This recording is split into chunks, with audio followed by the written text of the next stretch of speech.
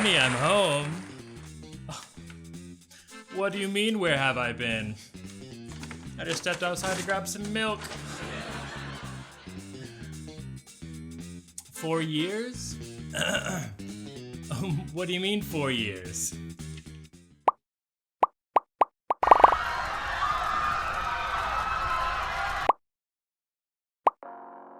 You know, I thought that opening gag would be a fun way to wave off why I haven't been here for like the last 4 years. That was until I remembered I need to shut off my loud ass AC and my fan. And when it's averaging like 110 degrees outside, it gets real hot in here real fast. It's 10:35 p.m. and it's still 96 degrees outside. Yay, Texas. Well, hey, sorry again for the obviously long upload hiatus. I created that video 4 years back after a rough patch in my life, and I really wasn't planning on doing anything else with this channel. You know, supporting people like you all that kept me motivated to do another one of these things. Again, thank you all for the comments you left.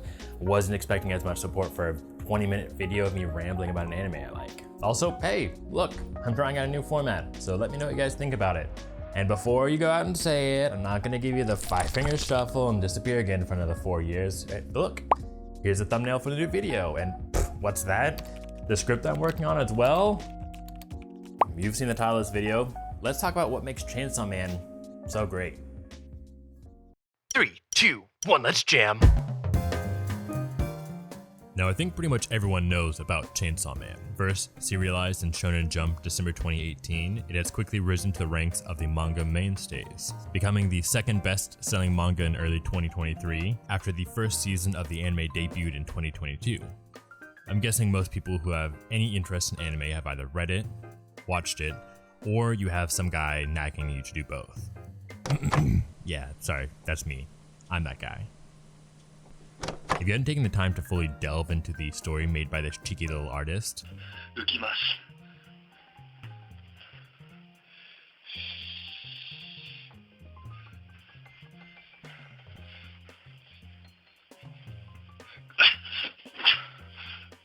I'm hoping I can convince you to dip your toes further into the Chainsaw Man rabbit hole and explain why I, like many others, have connected so much with this manga. Now personally, my recommendation for anyone who is interested in Chainsaw Man is, read the manga. Now, I'm not saying I'm some sort of manga elitist. I'm not gonna make a post where I am the Chad manga reader that has comments like superior intellect, sophisticated, chapter 59, and then you over here, the virgin anime watcher that has intellectually inferior, complains about subs versus dubs, and filler episodes galore. Now, I would never do that. But if I did, I would be right. In all seriousness, the Chainsaw Man anime is really great. And I don't care if you prefer either anime or manga. However you enjoy the content, that's up to you. Studio Mappa did a fantastic job, but unfortunately, as of right now, the anime only covers around the first 39 of the 140-ish chapters. And the best parts of the series are still probably years away from being produced. I picked up this bad boy last year when I was walking through my local weeb store and saw the first volume displayed as their employee's choice for the month. I heard it mentioned quite a bit while browsing info for Demon Slayer and Jujutsu Kaisen. A bunch of people pointed out that if you like these two, then Chainsaw Man would be right up your alley. So I decided, fuck it. What's the worst that could happen? Well, I guess the worst thing that could happen is you end up buying all the English volumes, get a Chainsaw Man tattoo, subscribe to the Shonen Jump app to get your weekly fix, and join so many Discord channels that the only notification sound your phone makes anymore is this. So, not too bad, honestly. One of the things that drew me into this series is definitely his artwork.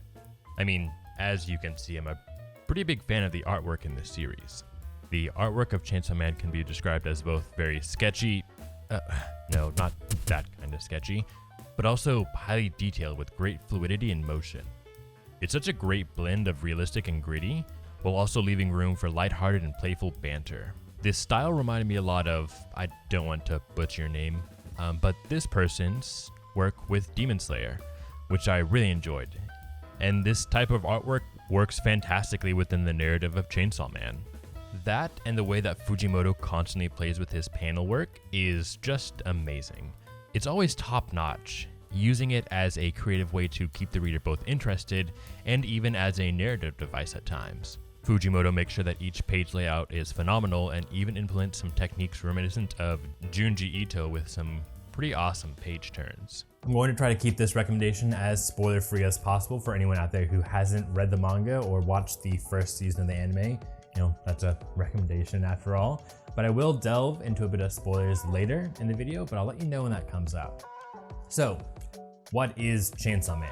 Why has this shonen manga written by this funny little guy drawn so much attention from both Eastern and Western readers alike? Chainsaw Man follows Dingy, a down-on-his-luck orphan teenager wrapped up in the Mafia through unfortunate circumstances. The Mafia uses Dingy as their personal dog that goes around and kills devils for money. Oh, yeah, side note, in this world, devils are an actual thing, like they're actual entities that roam the world. They go around devouring humans and causing general chaos. They're all based on ideas like cockroaches, bats, leeches, etc. And the more feared the idea of them are, the stronger their physical bodies become. One good example is something like the coffee devil would be a lot weaker than the berserk anime devil. Well, during a night out, Dingy is betrayed by the Mafia and through macabre means becomes the Chainsaw Man, a half-human, half-devil hybrid. He is then found by the public safety devil hunters and is tasked with going around slaying other devils. He does this while also chasing a particular dream that any hormone-filled 16-year-old teenager chases.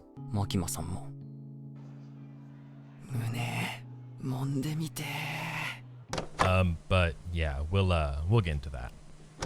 In the main cast, we have Dingy, Aki, and Power.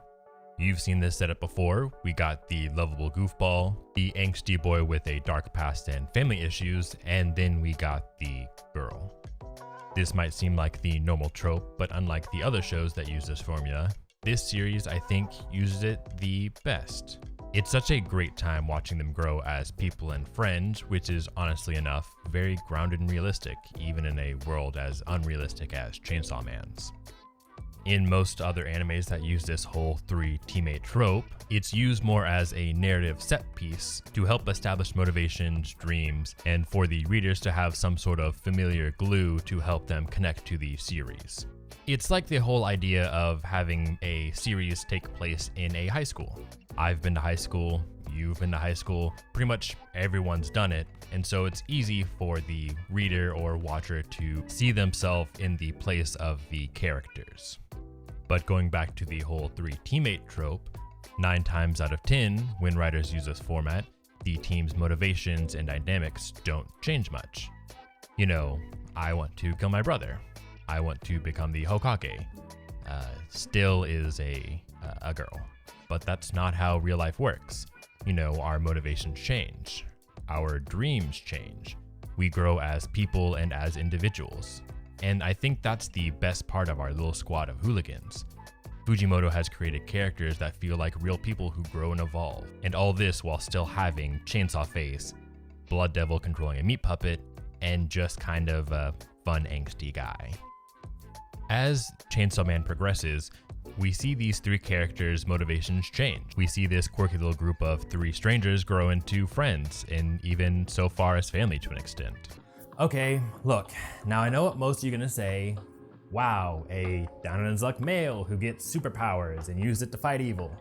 Never heard that story before. But hey, unlike all of its other contemporaries, those series didn't have this madman at the helm. If you know nothing about Mr. Fujimoto, let's look at some of the stuff that he said during interviews and what other manga artists have said about him. Thank you again, Reddit user Dark Prince Reborn, for colliding a bunch of this stuff. So thank you for that. He used to draw pictures as a child, and when he was in middle school, he imagined a manga serialization in his head containing around 7 of his own manga. He continued this imaginary serialization until all of his manga ended. And when they did end, he was so emotional that he broke down and cried at the end of middle school. When he was in art college, he was involved in an incident where a female student had flipped over Fujimoto's bike. That girl walked straight up to Fujimoto and admitted, "Ha ha ha ha ha, I turned your bike upside down. Instead of feeling bullied, Fujimoto was over the moon. It was at this time he had a self-realization that he is a masochist and that he likes overbearing and unreasonably attractive women. This is a quote from the man himself, also taking place during college. There weren't any prep schools near me, so I went to an art class with a lot of old people, where I did oil painting in the corner. There were good artists there, so I decided that if I did not get better than them in the next 4 years, I would kill them. And since I didn't want to go on the run, I just decided to keep drawing. This one's the most recent. He was almost sued by his own editor, and his account was suspended on Twitter for creating the Koharu Twitter account, which is an account that he uses, and it's an account pretending to be his fictional 18-year-old sister who is perpetually stuck in 3rd grade. The reason he was almost sued is because the account was leaking story ideas and comic ideas that only the editor and Fujimoto knew. But the editor and no one else knew that this was Fujimoto's preferred way of using Twitter. And he also ate a goldfish when he was 8. What a bizarre man. So that's the kind of creator we are working with. Fujimoto described wanting his writing style to be akin to a Korean movie called The Chaser. How Fujimoto describes this movie, the main character catches the villain within the first 30 minutes of the film, leaving the audience to wonder what will happen for the rest of the runtime. And you can definitely see this type of narrative influence throughout the story of Chainsaw Man. Speaking of influences, Fujimoto definitely wears his on his sleeve, and I love it. There are countless references to movies, other manga, and even other anime, but it never gets to the point of being too MCU fan servicey. There are countless references to Fulikuli, which Fujimoto has directly compared Chainsaw Man as a wicked Fulikuli. Berserk, JoJo's, Dragon Ball, Neon Genesis Evangelion, hell, even one of the most recent chapters references one of my favorite foreign films, Oldboy. And the list goes on and on. Fujimoto is very much a cinephile and mentions his love of the media in his pre-volume sketches, referencing both Western and Eastern movies like Jacob's Ladder, Get Out, Texas Chainsaw Massacre, Sadoko vs. Kayako, Kawasuga Too Scary, and the list goes on and on. You can definitely see that Studio Mappa took this to heart when creating the anime adaptation. Speaking of, the opening of the Chainsaw Man anime is honestly a masterclass in anime openings. It's more of an homage to the classic cinema that Fujimoto loves rather than the classic good guy beats up the bad guy that we see in most other animes. A lot of the shots within the opening are remakes of scenes from the movies that Fujimoto references in those pre-volume blurbs. That doesn't mean that the opening is just superfluous fluff though. Any astute watcher or fellow cinephile might be able to glean some of the overarching themes and story ideas presented within Chainsaw Man through the recreation of these scenes in the opening. I mean, also, oof, that music just slaps. Starting out with the opening song Kickback, written and produced by Kinchi Komezu, I believe that's how you pronounce the name. Man, is this such a great earworm. This opening song is just a great theme for the series as a whole. Like Chainsaw Man, the song is fast-paced, adrenaline pumping, and constantly changing, switching from melodic and serene to insane in a heartbeat. To add with this absolute banger of an opening track, Studio Mappa went the extra mile and decided to add unique endings for each of the 12 episodes in Season 1. Each ending includes its own art style, animation, and song that ties in with the episode prior. Each of these endings are beautifully crafted with some of the best combinations of visuals and music for any anime ending I've seen in recent memory. The highlight for me and many others is the ending to Episode 3, Hawatari Nyoku Sentai. Man, I'm bad at pronouncing this stuff. 200 million centimeter long blades, which is a heavy metal, high-paced, grungy and intense sequence that transitions into a sort of serene and angelic pop-influenced ballad. Another great ending is the one after Episode 4, Tablet by Tuboe, featuring power in a fun and playful sequence referencing how many of the female characters are portrayed in anime, wearing skimpy and somewhat suggestive clothing. And hey, look, another reference to Fulikuli. Oh, and even Bobo. Considering that Power would be by far the worst person in our little squad of misfits to meet. The initial impression of these is not great. They stink a lot. They're very stinky. Lastly, episode 12's fight song, which just features the squad hanging out, just doing normal shit. going to the grocery store, eating, and palling around. But as the music fades out, the shot lingers, and we have an anime-only scene of Aki going outside and smoking, escaping the chaos of the other two, which again is a great addition by Studio Mappa. Now, there are quite a few anime-only scenes that I think really help flesh out the reasons why a lot of people really vibe with this story. They aren't flashy, they aren't crazy action sequences, they involve the gang doing normal everyday shit. Like in episode 4, we have a whole scene of Aki just going through his morning routine before the chaos of the other two are introduced. Or when Aki is walking to talk with Makima, and before he enters her room, he stops, takes a moment, fixes his tie to make sure he looks the best before entering her office. You can tell that Studio Mappa took the time to really flesh out how the anime should look.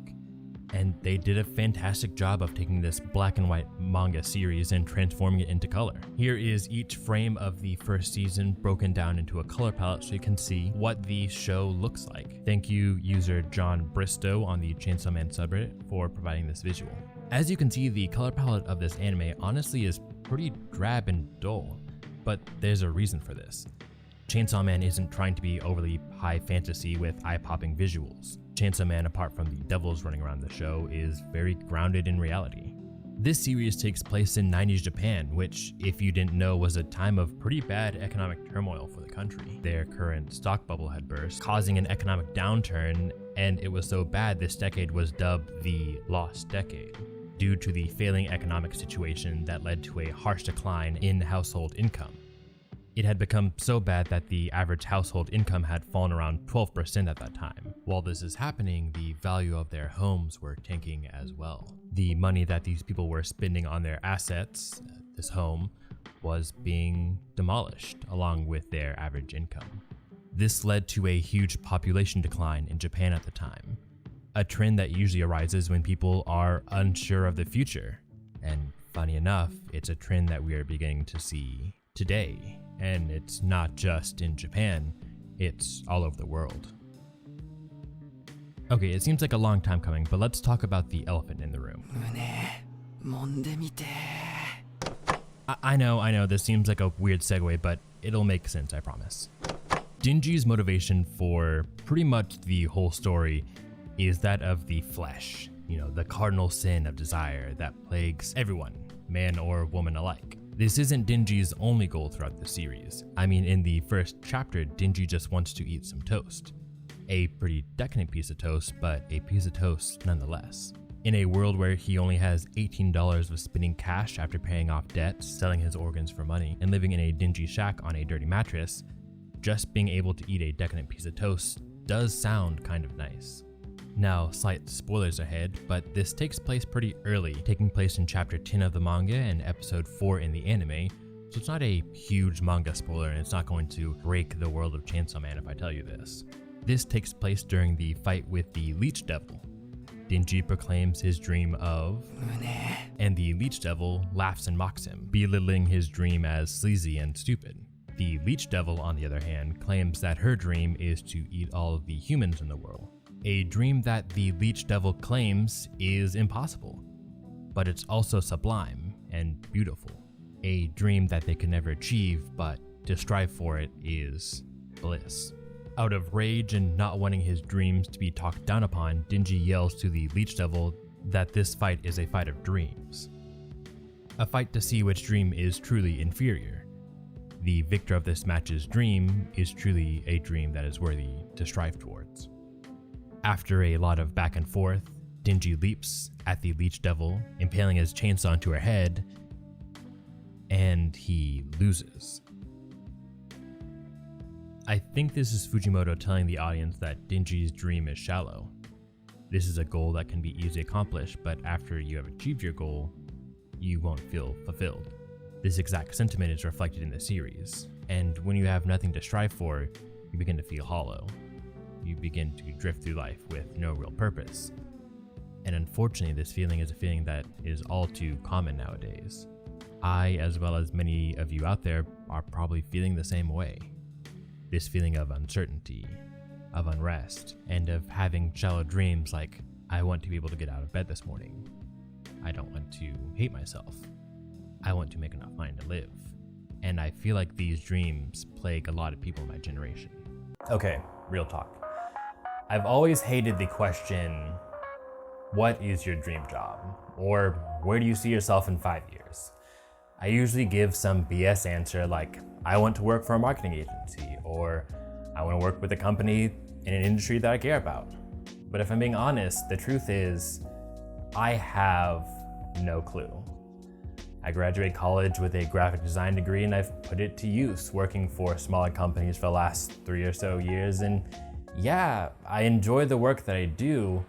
I mean, I really enjoy it, but there's always a nagging feeling in the back of my mind that tells me, why not leave and try to make money in other endeavors?